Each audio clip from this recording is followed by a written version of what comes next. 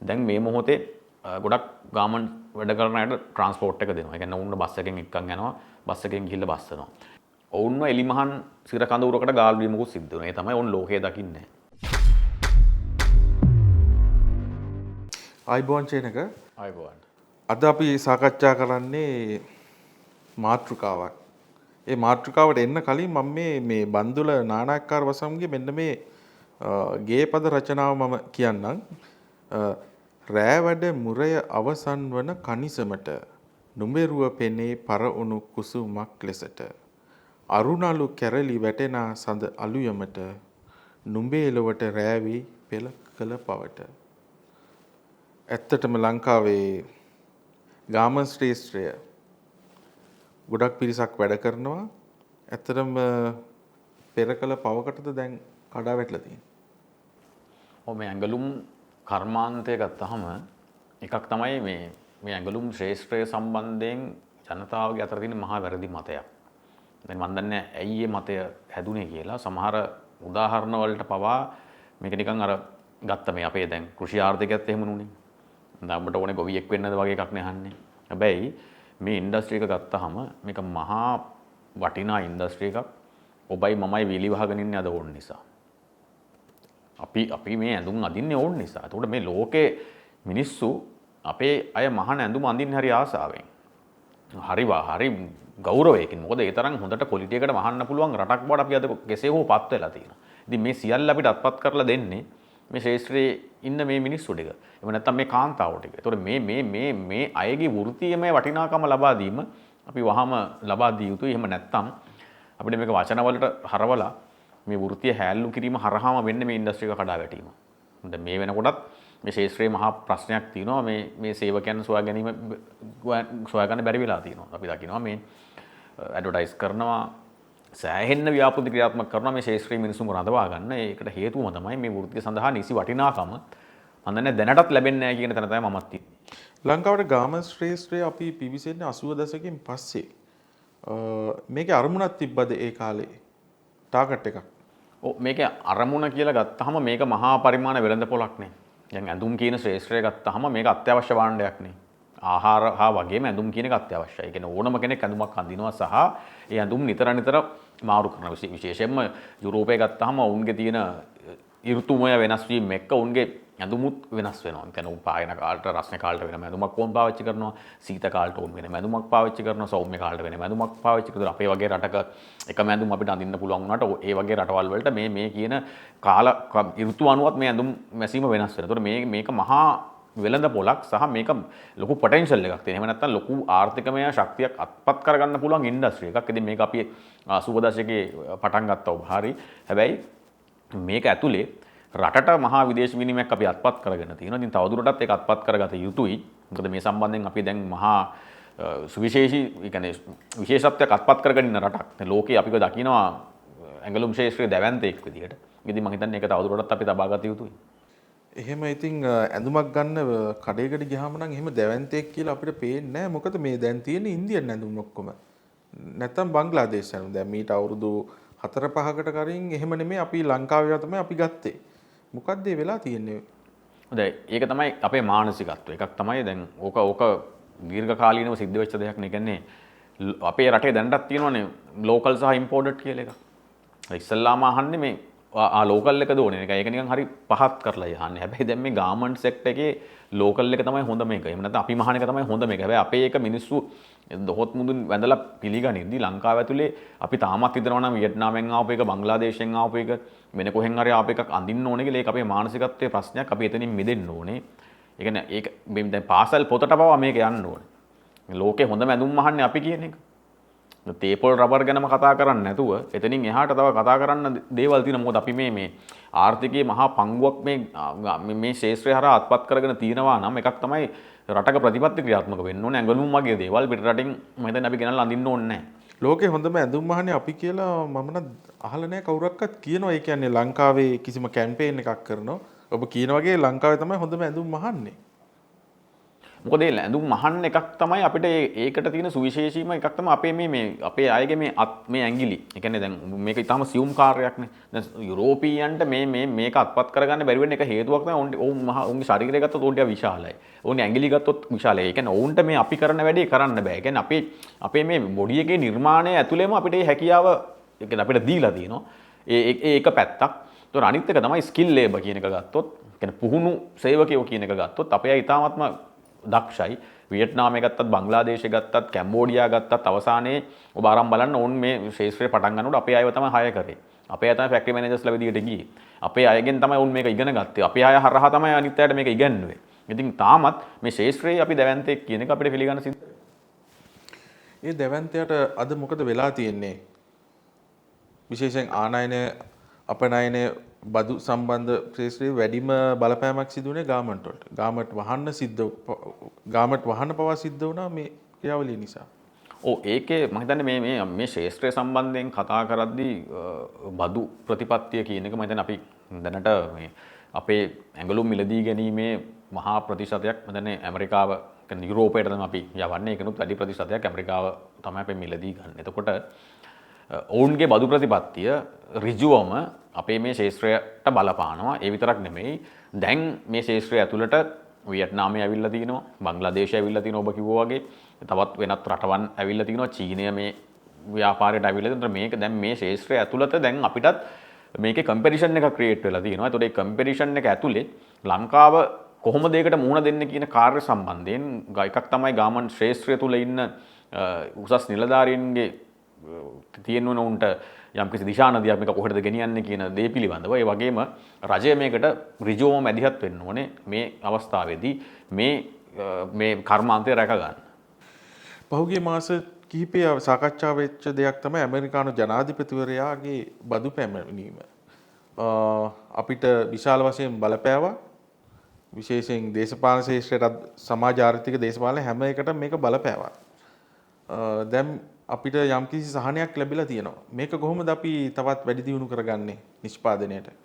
ඔව් දැන් මේකේ තියෙන අපිට මේ තියෙන අඳුරු පැත්ත තමයි අපේ රටේ සෑම දෙයක්ම මේ දේශපාලනීකරණය වීම. කියන්නේ පාර්ලිමේන්තුව ඇතුළේ ඉන්න මිනිස්සු පවා මේක දේශපාලන වාසියක් ගන්න නෙබැලුවේ. ඒක නිසා තමයි සමහරු ගිහිල්ලා මේ කිව්වේ පාර්ලිමේන්තුව ඇතුළේ දැන් මේ ඉන්ඩස්ට්‍රි එක ඉවරයි.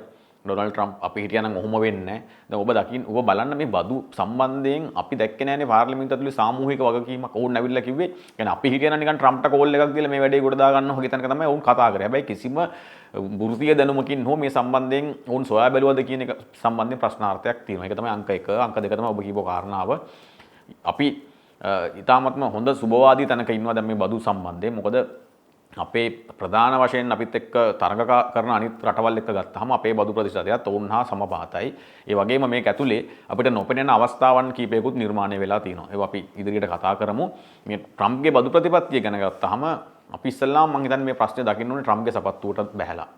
කියන්නේ මම ඩොනල්ඩ් ට්‍රම්ප් නම් අර අපි පොඩි කාල රචනා ලියන්නේ මම මලක් නම් මම ගසක් නම් වගේ අපි කියනවා. මම ට්‍රම්ප් නම් කියලා මේක ගැන අපිට හිතන්න ඕනේ. ඒ තමයි දැන් අපි මේ ඇගලුම් ශාස්ත්‍රය ඇතුලේ මේ ඇඟලුම් ශාස්ත්‍රයට අවශ්‍ය කරන අමුද්‍රව්‍ය වැඩිපුරම මිලදී ගන්න චීනෙන්. අපි චීනෙන් අමුද්‍රව්‍ය අරගෙන ඒක භාණ්ඩයක් බවට පත් කරලා ඒක විකුණනවා ඇමරිකාවට. එතකොට ඇමරිකාව සහ චීනය අතර තියෙන සම්බන්ධය මොකක්ද? ඒතර ඔවුන් වෙළඳම යුද්ධයක ඉන්නේ. ඒතර මම ඩොනල්ඩ් ට්‍රම්ප් නම් මම බලන්නේ දැන් මම කොහොමද චීනේ වට්ටන්නේ? මම කොහොමද චීනේ ආර්ථිකයට ගහන්නේ? එතකොට චීනෙන් අරගෙන අපි මහලා ඇමරිකාවට විකුණනකොට ට්‍රම්ප්ගේ බදු ප්‍රතිපත්තිය සර්ව සාධාරණයි. අපි මේ මුලින්ම ගහපු බදු ප්‍රතිපත්තිය බදු ප්‍රතිශතය. මොකද ඔබ චීනෙන් නම් අරගන්නේ අමුද්‍රව්‍ය ටික. චීනෙන් අරන් ඇමරිකාවට විකුණනකොට ඔහු කැමති වෙන්නේ. හැබැයි දැන් අපි යම්කිසි ජයග්‍රහණයක් ලබලා තියෙනවා මේ තත්ත්වය මෙහෙම්මම තියෙද්දි මේ බදු ප්‍රතිශතය අඩු කර ගැනීම මම හිතන්නේ මහා ජයග්‍රහණයක්. ට්‍රම්ප් අපිට ටාගට් කරලාම ගැහුවද?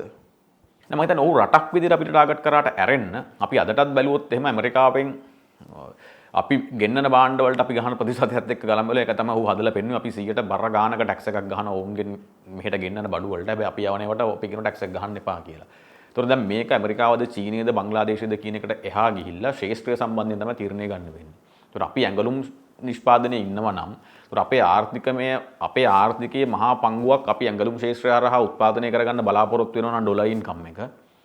ඒ වෙලාවේදී අපිට මේ අපි ඇමරිකාවත් එක්ක නෑ ඇමරිකාව මෙහෙමයි කියලා ඔළුව කළු කලේ ගහ ගන්න මෝඩ කතා කියන්නේ නැතුව එක්ක අපි තීරණය කරන්න ඕනේ ඇඟලුම් වලින් අයින් වෙලා එහෙමනම් අපි වෙනත් මොන හරි නිෂ්පාදනයකට යන්න ඕනේ. ඒතර අපේ ප්‍රධාන මිලදී ගන්න ඇමරිකාව නම් ඒතර අපි භාණ්ඩ යවන්නේ ඇමරිකාවට නම් ඒතර ඇඟලුම් සම්බන්ධයෙන් අපි තීරණ ගනිද්දී ඇමරිකාවත් එක්ක අපිට ඍජුව ක්‍රියාත්මක වෙන්න වෙනවා. ඔවුන් එක ගනුදෙනු කරන්න සිද්ධ වෙනවා. සහ ඔවුන්ට යම්කිසි විදිහට ඔවුන්ටත් අපි සහනයක් වින් වින් වෙන්න ඕනේ. ඒ කියන්නේ මම ඔබෙන් යමක් ගන්නවා වගේ ඔබට මම යමක් දෙන්න ඕනේ. එහෙම නැතුව මේ ව්‍යාපාරය අපිට පවත්වාගෙන යන්න බෑ. ඒතර ඒකෙදි අපිට ඇමරිකාව කියන එකට අර අපේ ඔළුවේ තියෙන මානසිකත්වයෙන් මිදිලා. ඒ කියන්නේ ඇමරිකාව යනු මහා ආර්ථික ඝාතයේ අපි මුංග වටන්න ඕනේ කියන එක අපිට මේ ඇඟලුම් ශේෂ්ත්‍රය ඇතුළේ නම් ක්‍රියාත්මක කරන්න බැරි වේවි. කවුද මේ තීරණ අරගෙන තියන්නේ? තීරණ සම්බන්ධයෙන් කියනවා නම් මම හිතන්නේ ඇඟලුම් ශේෂ්ත්‍රයේදී දැන් අපි දැන් අපිට උස්ම ගන්න ලැබිලා තියෙනවානේ. දැන් අපිට මේ බදු යම්කිසි සහනයක් ලැබිලා තියෙනවා. හැබැයි දැන් අපේ තියෙන ප්‍රතිපත්තිය තමයි අපි අනතුරු දොරකොඩට එනකන් අපි මේකට මූණ දෙන්නේ නැහැ. දැන් අපි මේක తాවකාලිකව මේක හරි මොකද ඩොනාල්ඩ් ට්‍රම්ප් කියන නායකයාගේ නායකත්ව ලක්ෂණය ගත්තාම ඔහු ඉතාම ඉක්මනින් වෙනස් වෙන සුළු පුද්ගලෙක්. සහ ඔහු සමහර තීන්දුව తీරන අපි නොහිතන ආකාරයට ගන්න නායකයෙක්. ඒකෙන්ද අපිට ට්‍රම්ප්ව කියවන්න බෑ. අපිට කියන්න බෑ ට්‍රම්ප් හෙට උදේටත් මේ බද්ද මෙහෙම තියන් ඉදීද මොකක්ද කරන්න කියලා. හැබැයි ඇඟලුම් ශේෂ්ත්‍රය රැක ගන්න නම් මෙතනින් එහාට අපිට වෙනත් ස්ට්‍රැටජිස් වලට යන්න ඕනේ. ඒක තමයි දැන් ලෝකේ අපි භාණ්ඩ නිෂ්පාදනයේදී අපි ගත්තාම වෙළඳපොළ සොයා ගැනීමේදී අපිට තියෙනවනේ ක්‍රමවේදයක්. එකක් තමයි අපිට පුළුවන් new product to new market. ඒ කියන්නේ අලුත් භාණ්ඩයක් නිෂ්පාදනය කරලා අලුත් වෙළඳපොළකට යවන්න පුළුවන්. එහෙම නැත්නම් අපිට පුළුවන් අලුත් භාණ්ඩයක් නිෂ්පාදනය කරලා තමුන්ගේ දැනට තියෙන වෙළඳපොළටම යවන්න පුළුවන්. එහෙම නැත්නම් අපිට පුළුවන් දැනට නිෂ්පාදනය කරන භාණ්ඩය දැනට තියෙන වෙළඳපොළටම යවන්න.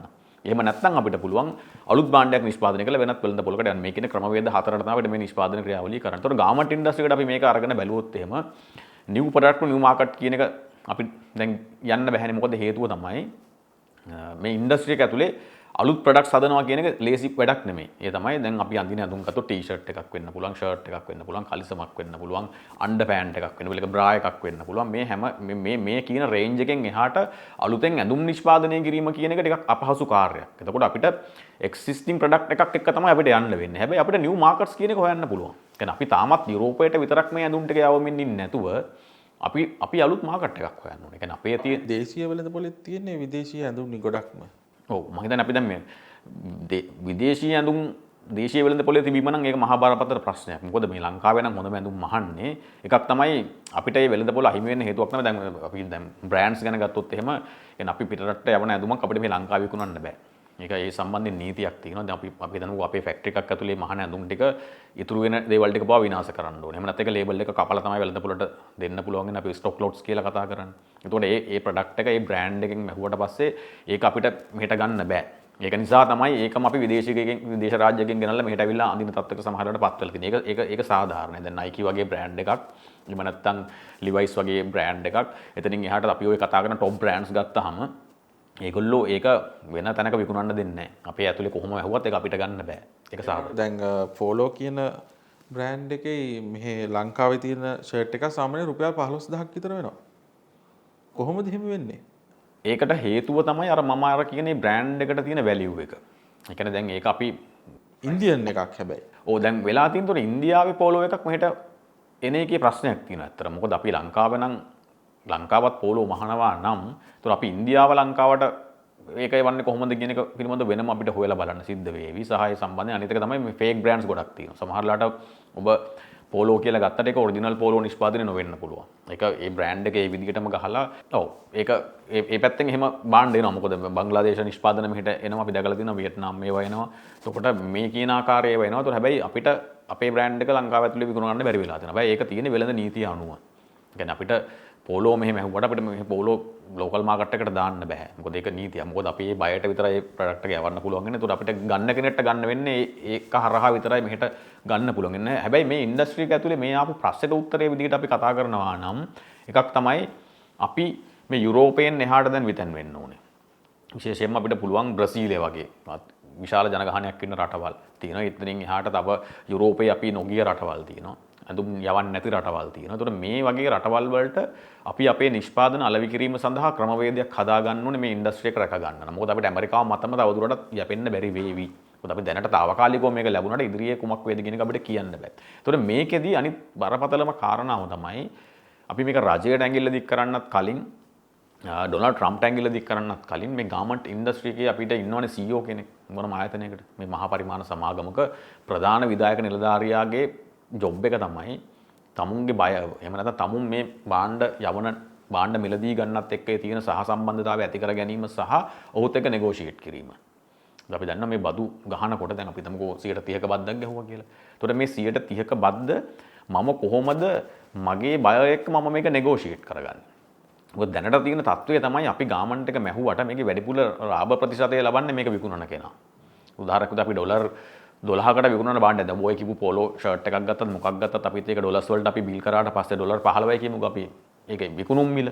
හැබැයි අපෙන් ගොඩක් වෙලාවට බය මේක ගන්න ඩොලර් 3කට නැත්නම් 4කට නැත්නම් 5කට. ඒතර මේක ඇතුලේ ලංකාවේ ෆැක්ටරි එකට තියෙන ඉතාමත්ම පොඩි ප්‍රතිශතයක් තමයි ලාභ ප්‍රතිශතය විදිහට තියෙන. හැබැයි ඒතර දැන් මේකේ දැන් ටැක්ස් එක ගැහුවට පස්සේ ක්‍රමවේද දෙකක් තියෙනවා. එකක් තමයි මේ ටැක්ස් එක පාස් කරන්න පුළුවන් අවසානයේ මිලදී ගන්න කෙනාට. දැන් ට්‍රම්ප් මේ ගහපු බද්ද ඇමරිකාවෙන් අපේ මිලදී ගන්න කෙනාට පුළුවන් භාණ්ඩයේ විකුණුම් මිලට එකතු කරලා සම්පූර්ණයෙන් මේ බද්ද ඔහුගේ විකුණන කෙනාගෙන් අය කර ගන්න. හැබැයි දැන් හිතමුකෝ අපිත් එක්ක කම්පීට් කරන තවත් රාජ්‍යයක් තියෙනවා වියට්නාමය කියලා. වියට්නාමයේ කියනෝ නෑ. මේ බද්ද අපි ඇබ්සෝබ් කරගන්නවා. මේ බද්ද අපි ගෙවන්නම්. එතකොට අන්න ප්‍රශ්නයක් එනවා අපිට අපි කොහොමද මේ වෙළඳපොළ රැකගන්නේ කියන කාරණාව සම්බන්ධයෙන්. හැබැයි ඒකට අපිට විසඳුම් දෙකක් තියෙන එකක් තමයි අපිට පුළුවන් වෙන්න ඕන විශේෂයෙන් මේ වගකීම තියෙන කම්පැනි එකේ CEOට টপ මැනේජ්මන්ට් එකට ඔහුට පුළුවන් වෙන්න ඕනේ මේ බය එක්ක මේක කතා කරලා ප්‍රොපෝෂනේට්ලි මේක බෙදා ගන්න. ඒ තමයි කියන්නේ ඔබට අපි ඩොලර් 3කට විකුණුවම අපේ ලාභය 730යි ඔබේ ලාභය ඩොලර් 5යි බද්ද 120යි මේ 120 එකක් තමයි අපිට ප්‍රොපෝෂනේට්ලි බෙදා ගන්න පුළුවන්. ඒ කියන්නේ ඔබට ලැබෙන ලාභ ප්‍රතිශතයකට අනුව බදු ප්‍රතිශතය කතා කර ගැනීම. කියන්නේ අපිට ලැබෙන ලාභයට බදු ප්‍රතිශතය ගෙවන්න අපි එකඟ වීම. ඒතකොට ඒක ඇතුලේ දෙගොල්ලන්ටම ඒක සාධාරණයක් තමයි සිද්ධ වෙන්නේ. ඒතකොට බද්දෙන් වැඩි ප්‍රමාණයක් මිලදී ගන්නා ගෙවනවා. නිෂ්පාදකයා විදිහට අපිට ගෙවන්න පුළුවන් එක අපි ගෙවනවා. ඒ අංක එක. අංක දෙක තමයි විශේෂයෙන්ම අපි මේ වෙලාවේ කරන්න ඕන දේ තමයි අපි හා සමගාමීව ඉන්න අනිකුත් රටවල් තියෙනවා. ඒක වියට්නාමයේ වෙන්න පුළුවන්, බංග්ලාදේශයේ වෙන්න පුළුවන්. අපි ඒකාබද්ධ ගිවිසුම් වලට යන්න ඕනේ. කියන්නේ අපි මේ ඇඳුම් නිෂ්පාදනය කරන රටක් විදිහට මේකේ මේන් ප්ලේයර් කෙනෙක් විදිහට අපිත් එක්ක තව සමගාමී ඉන්න අනිත් රටවල් එක්ක කතා කරන්න ඕනේ. ඔවුන් එක එකතු වෙලා අපි යම්කිසි සහයෝගීතාවයකට සංහිඳියාවකට අපි එන්න ඕනේ. ඇවිල්ලා අපිට පුළුවන් නම් මේ රටවල් ඔක්කොම එකතු වෙලා මේ කතාව කිව්වොත් එහෙම මොකද දැන් ලෝකේ ඇඟලුම් නිෂ්පාදනය කරන රටවල් අපි හිතමුකෝ සුවිශේෂී රටවල් 5යි නම් ඉන්නේ. අපි පස් දෙනාට පුළුවන් නම් එකතු වෙලා එක තැනකට එන්න කතා කරගෙන අපි පස් දෙනාට පුළුවන් ලොකු දෙයක් කරන්න තනි තනියම කරනවට වැඩිය. ඒ වගේම ට්‍රම්ප් ඉන්දියාවට විශාල බද්දක් ගැහුවා. ඒ බද්ද කොහොමද ලංකාවට බලපාන්නේ? ඉතාමත්ම හොඳ තැනක් මෙන්න මේක මම හිතන්නේ දැන් ඉන්දියාව සම්බන්ධයෙන් ලොකු කතිකාවතක් ඇවිල්ලා තියෙනවා. මොකද ලංකාවත් එක්ක වුන් ලොකුවට ගිවිසුම් ගත වෙන්න උත්සාහ කරමින් සිටිනවා. මේ භූදේශපාලන තත්ත්වෙත් එක්ක ඒ රවුන් අපිට බලපෑම් කරමින් සිටිනවා. මේ වෙලාවේ අපිට පුළුවන් ඉන්දියාවට මේ ඇඟලුම් ශාස්ත්‍රය හරහා මේ ආපු ඉම්පැක්ට් එක අපිට වාසියක් කරගන්න පුළුවන් සුවිශේෂී අවස්ථාවක් තියෙන. ඒ තමයි ඉන්දියාව මහා පරිමාණයෙන් මේ ඇඟලුම් ශාස්ත්‍රයේ ඉන්නවා. ඒතර ඔවුන් මේ ඇඟලුම් නිෂ්පාදනය සඳහා අවශ්‍ය කරන මිල්ස් ටික ඔවුන්ගේ ළඟ තියෙනවා. ඒ කියන්නේ මේ රෙදි නිෂ්පාදනය කරන මිල්ස් ටික ඔවුන් ළඟ තියෙනවා. හැබැයි දැන් ඔවුන්ට ඉස්සෙල්ලා අපි බලන්න වෙයි මේ බද්දත් එක්ක ඔවුන්ගේ නිෂ්පාදනය අඩු වෙලාද එහෙම නැත්නම් අඩු වෙලා තියෙන ප්‍රමාණය කොච්චරද කියන කාරණාව. හැබැයි මේ වෙලාවේ අපිට පුළුවන් රාජ්‍යතාන්ත්‍රිකව ඉන්දියාවට කතා කරලා කියන්න ඕගොල්ලන්ගේ මිල්ස් ටිකේ නිෂ්පාදනය කරන අමුද්‍රව්‍ය ටික අපි ගන්නවා. මොකද දැන් ඔවුන්ගේ මිල්ස් ටික උන්ට දුවා ගන්න ඕනේ. මොකද ඒක පවත්වගෙන යාම සඳහා උන්ට පිරිවැයක් තියෙනවානේ. එතකොට දැන් නිෂ්පාදනය කරලා අලෙවි කරගන්න බැරුව පවත්වගෙන යන්න උන්ට අපහසු වෙනවානේ. මොකද මූලික පිරිවැය උන් විසඳ ගන්න ඕනේ. එතකොට අපිට පුළුවන් මේ වෙලාවේ ඔවුන් එක කතා කරලා කියන්න. දැන් අපි චීනෙත් එක්කනේ මේ අමුද්‍රව්‍ය මිලදී ගැනීම ඉන්නේ. අපිට පුළුවන් චීනෙන් පොඩ්ඩක් වෙතෙන් වෙලා ඉන්දියාවත් එක්ක කතා කරලා ඉන්දියාවේ මිල්ස් ටික පවත්වගෙන යන්න අවශ්‍ය කරන සහයෝගය අපි දෙන්නම්. මේ වෙලාවේ මේ රෝ මැටීරියල්ස් ටික අපිට දෙන්න අපි ඔබෙන් ගන්නම්. ඊටම සාධාරණ මිලකට. අන්න එතකොට අපිට පුළුවන් වෙනවා මේ අවස්ථාව ඇතුලේ එකක් තමයි අපේ අසල්වැසියටත් අපි අවස්ථාවක් දෙනවා ඔවුන්ගේ මිල්ස් ටික දුවා ගන්න. රවුනුත් ඒක ඇතුලේ රැකෙන සහයෝගීතාවය ඇතුලේ. ඒ වගේම අපිටත් වෙළඳ වාසියක් එනවා. චීනට වැඩිය අඩුවෙන් මේක මිලදී ගන්න පුළුවන් නම් මේක අරගෙන අපිට තියාගෙන ඉන්න පුළුවන් නම් අපේ නිෂ්පාදනය සඳහා ඉන්දියාව අපිට දායක කරගෙන මේක ඇතුලේ අපිට මම හිතන්නේ අර නොපෙනෙන අවස්ථාවක් ගොඩනගා ගන්න පුළුවන්. මම දන්නේ නැහැ හැබැයි ඇත්තටම ඉන්දියාවේ මේ නිෂ්පාදනය ඩ්‍රොප් වෙලා තියෙනවද ඒක කොච්චර ප්‍රමාණයක්ද කියලා ඉස්සෙල්ලා මේක බලන්න සිද්ධ වෙනවා. ඒක බලලා මම අපිට උන් එක සාකච්ඡා කරලා මේ වෙලාවේ මේ වෙළඳ වාසිය ලංකාවට අත්පත් කරගන්න පුළුවන්. හරි. අවසාන කාරණේ තමයි මේ හැමදේම කරන්නේ මේ අපේ වැඩ කරන ජනතාව. ගාමන්ට් වලත් වැඩ කරන්නේ අපේ ගම්වල අහිංසක දරුවන්. මේ දරුවන්ගේ සුබ සාධනය ගැන ගොඩක් වෙලාට චෝදනා ආවා. ඔහුම් ජීවත් වෙන්නේ සමහරලාට කුකුල් කූඩු වගේ පොඩි බෝඩින් කාමරවල. සමහර ආයතන වලින් ඒගොල්ලන්ට පහසුකම් දෙනවා. එතකොට මේ තත්ත්වයෙන් කොහොමද මේක සමාජ ප්‍රශ්නයක් නෙමෙයිද? ඔවුන් සතියට දවස් 5ක් 4මාරක් ඒ වගේ වැඩ කරනවා. ජීවිතේම ගාමන්ට් එකේ තමයි, වෙළඳ කලාපේ තමයි. ඔවුන්ගේ අනාගතය මොන වගේ වෙයිද? ඔව් දැන් ඕක දැනට ඒ කියන්නේ ඕක දැන් මේ මොහොත වන විට සාමාන්‍යයෙන් අපි පිළිගත් ආයතන දැන් කියන්නේ දැන් ගාමන් කුඩා පරිමාණ ගාමන් මහා පරිමාණයක් ලංකාවේ වැසී ගිහිල්ලා ඉවරයි දැන්. ඒකට දැන් මේ බිස්නස් එකේ ඇත්තටම টොප් ප්ලේයර්ස්ලා තමයි ඉන්නේ. ඊට අමතරව මධ්‍ය පන්ති පිරිසක් ඉන්නවා. අනිත් පිරිස මේක සාමාන්‍යයෙන් ලෝකල්ස්ලා. එහෙම නැත්නම් මේ ඔබ මම අඳින ඇඳුම් පමුණු ආශ්‍රිතව ගත්තොත් මහා වෙළඳ පොලක් නිර්මාණය වෙලා තියෙනවා. ඒක ඇවිල්ලා වෙනමම වෙළඳ පොලක්. අපි මේ කතා කරන මේ කියන ශේෂ්ත්‍රය ඇතුලේ මේ මහා පරිමාණ සමාගම් දැන් හිතන්න දැන් ගොඩක් වෙලාවට මේ ඉන්ඩස්ට්‍රි එකේ තිබ්බට වඩා සෑහෙන උඩ තැනකට ඇවිල්ලා තියෙන එක පැත්තක් උඩ මම මේ ඔබට කියන්න හදන්නේ වෙනත් කාරණාවක්. ඒ තමයි දැන් මේ මොහොතේ ගොඩක් ගාමන්ට් වැඩ කරන අයට ට්‍රාන්ස්පෝර්ට් එක දෙනවා. ඒ කියන්නේ උන්ට බස් එකෙන් එක්කන් යනවා, බස් එකෙන් ගිහිල්ලා බස්සනවා.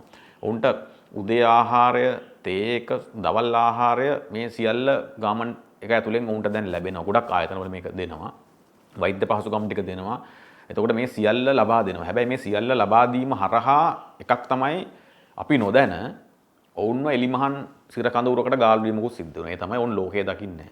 දැන් ඔබ හිතන්න ඔබ දවස් 365න් ඔබ ඒ කියන වගේ ඉරිදා විතර යන නිවාඩුව ලැබෙන්නේ. ඔබ බස් එකේ යනකොට අපි දන්නවා මේ ගාමන්ට් එකේ වැඩ කරන මේ අපේ අය ගොඩක් වෙලාවට ඔවුන් හදා ගන්න පොඩි බන්ච් එකක්. ඔවුන් හදාගන්න පොඩි ටීම් එකක්. එතකොට ඔවුන් කෑම කන්න ඉඳගන්නෙත් ඒ 4-5 දෙනා එකට. එතකොට බස් එකේ ඔබට හැමදාම දකින්න හම් වෙන්නේ ඔබ එහා පැත්තේ ඉඳන් යන යෙහෙලිය හෝ යහළුව පමණයි. එතකොට ඔබ අතර සංවාදයේ සිද්ධ වෙන්නේ ඉතාමත්ම කුඩා රාමුවක් ඇතුලේ. ඒ කියන්නේ ඔබ උදේ ඉඳන් රැය වෙනකම්ම ආශ්‍රය කරන්නේ සමහරට එක පුද්ගලයයි. දකින්න එක පුද්ගලයයි. ඔබේ අදහස් ඔබ බෙදා ගන්න එක පුද්ගලයෙක් නැත්නම් දෙන්නෙක් එක්ක. එතකොට මේක අනාගතයට මහා බලපෑම. මොකද ඔබේ බ්‍රේන් ඩෙවලොප්මන්ට් එකට. එහෙම නැත්නම් ඔබ ලෝකයේ දකින්න ආකාරය ඔබට සෑහෙන්න ඇහිරිලා දින ඔබට නොපෙනෙන මානයක් ඇතුලේ. ඒ කියන්නේ දැන් ওই වැඩ කරන කලාපෙට එන්නේ ඈත ප්‍රදේශයකින් නැත්නම් ඒ ප්‍රදේශයෙන් හරි බොහෝ වෙලාවට පාසල් අවසන් වූ විගසම තමයි එන්නේ ආර්ථික ප්‍රශ්න නිසා.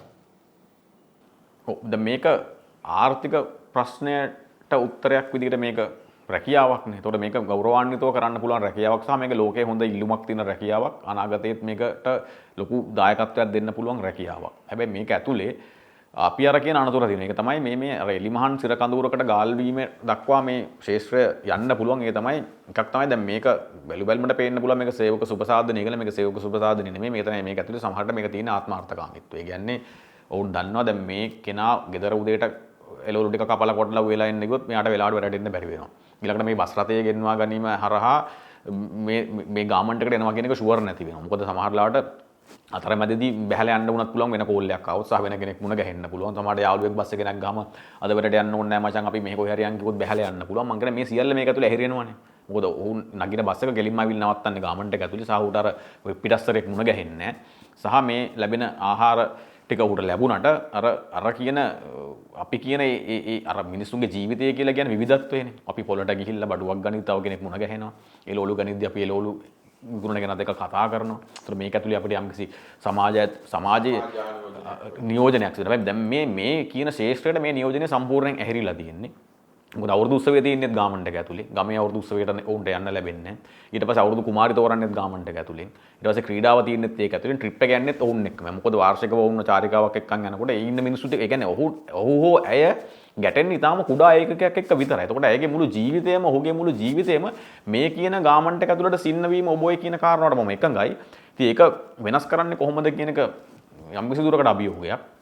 සහ මේ ඉන්ඩස්ට්‍රි එකත් රැකගෙන මේකත් වෙනස් කරන්න පුළුවන් ආකාරයට මම හිතන්නේ රජය මේකට මැදිහත් වෙන්න ඕනේ සහ මේ ගාමන් ශේෂ්ත්‍රයේ ඉන්න අය මේ සම්බන්ධයෙන් මීට වැඩිය පුළුල් මනසකින් මේක දකින්න ඕනේ. මේ සමාජ ව්‍යසනයකට මේකට යන්න නොදී මේක රැක ගන්න ඕනේ.